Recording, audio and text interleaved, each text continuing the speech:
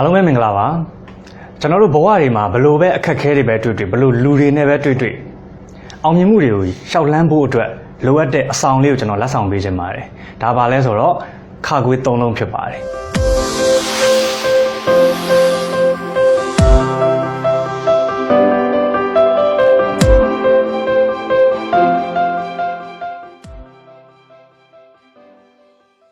ခါ၃လုံးသာတင်ဆောင်ထားပါတယ်ဘဝမှာအောင်မြင်မှုတွေအများကြီးပဲရရှိမှာဖြစ်တယ်အဲ့ဒီပြင်ကြုံတွေ့လာတဲ့အခက်အခဲတွေပြဿနာတွေလူတွေရဲ့တိုက်ခိုက်မှုတွေတင်ကျော်လွှားနိုင်မှာဖြစ်ပါတယ်ဒီခါခွေး၃လုံးကဘာတွေလဲဆိုတာကိုကျွန်တော်လေ့လာကြည့်ကြည့်အောင်ပထမဦးဆုံးခါကတော့ခန္ဓာရည်ရှိဖို့လိုအပ်ပါတယ်ဘလို့လောကဓာတ်တွေပဲလာ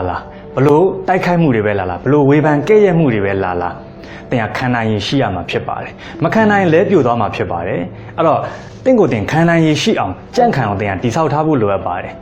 အဲ့တော့အမြဲတမ်းကိုယ်စိတ်ထဲမှာနှလုံးသားထဲမှာထည့်တာပါငါခန္ဓာရည်ရှိရမယ်ဘလို့အခက်ခဲတွေပဲလာငါဒီရက်တည်နိုင်ရမယ်ငါဘယ်တော့မှမလဲပြိုဘူးအဲ့ဒီစိတ်ဓာတ်မျိုးထားဖို့လိုအပ်ပါတယ်နောက်တစ်ခုကတော့တင်ဟာခံစားချက်နောက်ကိုမလိုက်ပါနဲ့လူတိုင်းစီမှာခံစားချက်ဆိုတာရှိပါတယ်ခံစားချက်နောက်လိုက်တော့ဘာဖြစ်မလဲခံစားချက်တွေများနေခံစားသွားရမှာဖြစ်ပါတယ်လူတိုင်းစီမှာအဲ့ feeling တွေများတယ် emotion တွေများတယ်ကျွန်တော်အခုပတ်ဝန်းကျင်မှာလိုက်တိုင်းမှာဒီလိုက emotion တွေအများများလာပဲတခုဆိုလိုက်ခံစားနေတယ်ဒီလိုလိုက်ခံစားနေခြင်းဟာသူ့အတွက်အကျဉ်းကျနေတာဖြစ်တယ်သူ့ရဲ့စိတ်ပိုင်းဆိုင်ရာမှာတုံ့နှောင်ထားတာချီနှောင်ထားတာဖြစ်တယ်လူတစ်ယောက်ကဒါလေးပြောနေတာငါ့ကိုပြောလိုက်ခံစားနေတယ်လောက်ခမှာဒါလေးတွေ့နေတာငါ့ကိုဒီလိုဖြစ်တယ်သူကကြတော့ဟိုလိုဖြစ်တယ်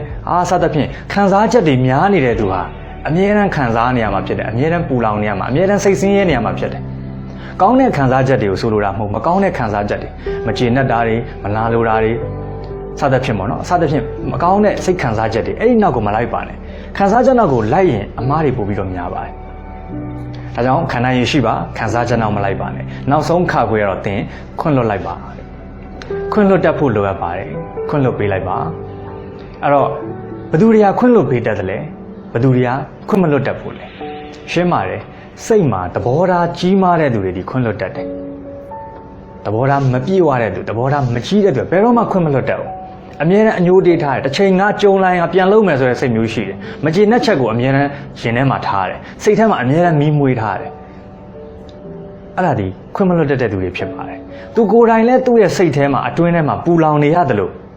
သူ့ဘဝကြီးကလည်းပူလောင်နေမှာဖြစ်တယ်ဒါကြောင့်သင်ဟာအေးချမ်းခြင်းတယ်ဆိုလို့ရှိရင်ခွင့်လွတ်ပေးလိုက်ပါတင်ရန်သူတွေရှိလိမ့်မယ်တင်မကျေနပ်တဲ့သူတွေရှိလိမ့်မယ်တင်ကိုတိုက်ခိုက်နေတဲ့သူတွေရှိလိမ့်မယ်စိတ်ထဲမှာမထားနဲ့ခွင့်လွတ်ပေးလိုက်မေတ္တာထားလိုက်ဥပေက္ခထားလိုက်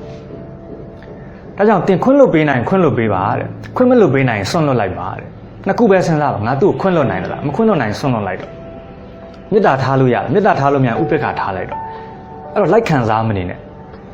အဲ့တော့ခွင့်လွတ်ပြီးတော့လိုက်ခံစားမနေမှာတင်ဟာခံနိုင်ရင်ရှိမှာဖြစ်ပါတယ်ဒါကြောင့်ဒီခါခွေး၃လုံးကိုဘဝတစ်လျှောက်လုံး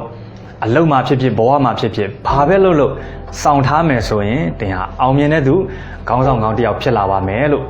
ကျွန်တော်အနေနဲ့တိုက်တွန်းလိုပါတယ်အားလုံးကျေးဇူးတင်ပါတယ်